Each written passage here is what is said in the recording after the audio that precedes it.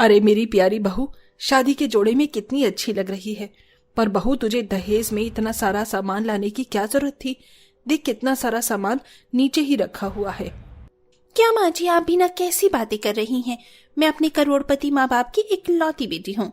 इतना खर्चा मेरी शादी में तो बनता ही था। अरे भाग्यवान, बस अपनी बड़ी बहू को ही लाड प्यार करती रहोगी या थोड़ी बातें अपनी छोटी बहू से भी करोगी? छोटी बहू कुछ लेकर आती तो 4 बातें उससे भी हो जाती, पर छोटी बहू तो बस 2 जोड़े कपड़े लेकर आई है। माँ जी ऐसा तो मत बोलिए, गरीब ही सही, आखिर प्रिया है तो मेरी दोस्त थी ना। अरे बहू, तुझे ऐसी गरीब लड़की से दोस्ती रखने की क्या जरूरत थी? ये गरीब तो लालची होती ही हैं, कभी भी अमीरों का साथ नहीं छोड़ते।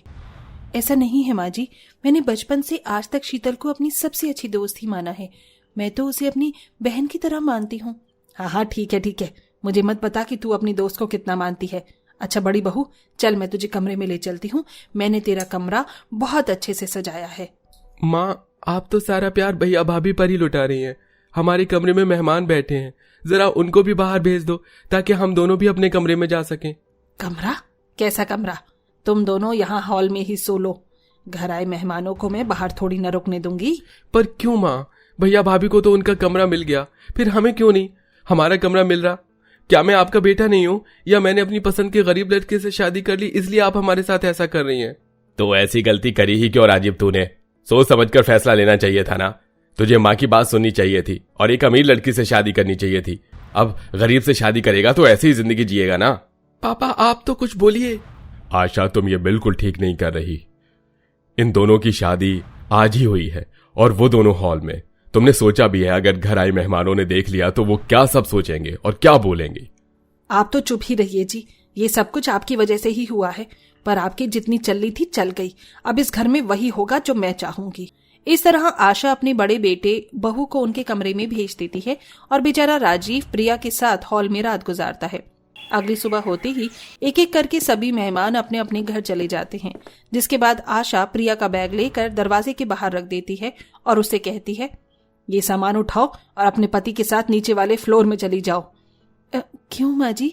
नीचे वाला फ्लोर तो बिल्कुल खाली है, वहां तो सिर्फ एक ही कमरा है और नीचे तो ना प्लास्टर है, ना ही पेंट हुआ है और ना ही वहां कोई सुख सुविधा है। पापा जी बता रहे थे कि नीचे का फ्लोर उन्होंने गाड़ी पार्किंग के लिए बनाया है और वहां पर वो जो एक कमरा है वो भी स्टोर रूम के लिए बनाया गया था। बस एक ही रात में बहुत कुछ पता चल गया। अब जब तुम्हें इतना सब कुछ पता चल ही गया है तो कान खोलकर सुन लो। ये फ्लोर मैं अपनी अमीर बहू को दे रही हूँ। तुम जैसी गरीब लड़की के लिए इस फ्लोर पर कोई जगह नहीं है, इसीलिए तुम और तुम्हारा पति नीचे रहोगे। जब तुम अमीर हो जाओ तो शौक से ऊपर आ जाना। माँ जी आप कैसा मजाक कर रही हैं? बेचारी के साथ वो और अमीर? हाँ, सपने में भी नहीं हो सकती। माँ, मुझे विश्वास नहीं हो रहा कि एक माँ अपने बच्चों में इतना फर्क कैसे कर सकती है। पर कोई बात नहीं, मैं अपनी प्रिया के साथ नीचे ही रहूंगा और देखना आप एक दिन खुद मुझे ऊपर लेकर आएंगी। अरे बेटा, तुझे और बहू को नीचे जाने की जरूरत नहीं है। तेरी माँ बस गुस्से में ये सब कर रही है। 2 दिन में तेरी माँ का गुस्सा शांत हो जाएगा। नहीं पापा, मैं अपनी बेइज्जती बर्दाश्त कर सकता, पर अपनी बीवी की नहीं। यहाँ प्रिया को आए अभी 1 दिन भी नहीं हुआ और माँ ने हमें हमारी सही जगह दिखा दी। चलो प्रिया। राजीव प्रिया का हाथ पकड़कर नीचे चला जाता है। कुछ देर बाद आशा 1 किलो चावल, आटा, थोड़ी सी सब्जी, दाल और पुराने फटे बिस्तर लेकर अपनी अमीर बहू के साथ नीचे आती है और अपने बेटे बहू को देते हुए उनसे कहती है, अमीर हो या गरीब, अब जैसी भी है तो मेरी बहू ही, इसलिए ये सामान दे रही हूँ। और बहू, रात में तेरी पहली रसोई है तो इस सामान से कुछ ढंग का खाना बना लेना। रात में कुछ मेहमान भी आएंगे। एक बार तो तूने मेरी नाक कटवा दी है खाली हाथ ससुराल में आकर, पर अब फिर से मेरी नाक मत कटवाना। माँ जी आपने मेरे बारे में इतना सोचा, मेरे लिए वही काफी है। आप चिंता मत कीजिए, मैं इतने से ही सामान से बहुत अच्छा खाना बनाऊंगी और घर आए सभी मेहमान यहाँ से खुश होकर जाएंगे। देख रही हो माँ जी इस गरीब को, खुद पर कितना विश्वास है इसे। अरे हम भी देखते हैं तुम इतने कम सामान में क्या कर पाती हो। भाभी, आप मेरी बीवी की चिंता मत करो, आप अपने बारे में सोचो, क्योंकि आप एक रईस घर की लड़की हैं। आज से पहले तो आपने कभी रसोई में पैर भी नहीं रखा होगा। देवर जी इस भ्रम से बाहर निकलो कि मुझे खाना बनाना नहीं आता। शीतल राजीव और प्रिया को चुनौती देकर अपनी सास के साथ ऊपर चली जाती है और बेचारा राजीव और प्रिया अकेले ही मिलकर पूरे घर की साफ सफाई करते हैं और एक कोने में अपना बिस्तर लगाते हैं। तो दूसरे कोने में पर्दा लगाकर अपना खुद का छोटा सा एक रसोई घर बनाते हैं। पूरे दिन घर की सफाई करने की वजह से प्रिया काफी ज्यादा थक जाती है। अरे शाम के 6 बज गए। 8 बजे तक सब खाने के लिए बैठ जाएंगे और मैंने अब तक खाने की कोई तैयारी भी नहीं करी।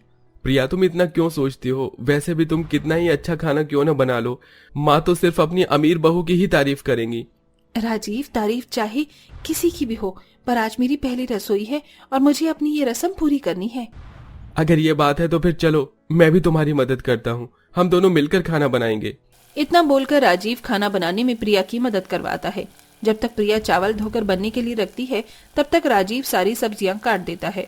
जहां एक तरफ प्रिया कम सामान में ज्यादा और अच्छा खाना बनाने की कोशिश कर रही होती है, तो वहीं ऊपर प्रिया की अमीर सहेली शीतल ज्यादा सामान होने के बाद भी सही से खाना नहीं बना पाती। अरे माँ जी ने तो इतना सारा मसाला रख दिया, यहाँ पे सब्जी में कितना मसाला डालूं और कौन सा डालूं? मुझे तो मसाले का कभी कुछ समझ में ही नहीं आता। बहू, खाना तैयार हो गया ना? मेहमान घर आ चुके हैं और सब टेबल पर खाने का इंतजार कर रहे हैं। हाँ माँ जी, बस 15 मिनट और दीजिए, खाना बस तैयार है। अच्छा ठीक है बहू। इतना बोलकर आशा वहां से चली जाती है और शीतल जल्दी जल्दी के चक्कर में खीर में नमक डाल देती है और उसकी सब्जी भी जल जाती है।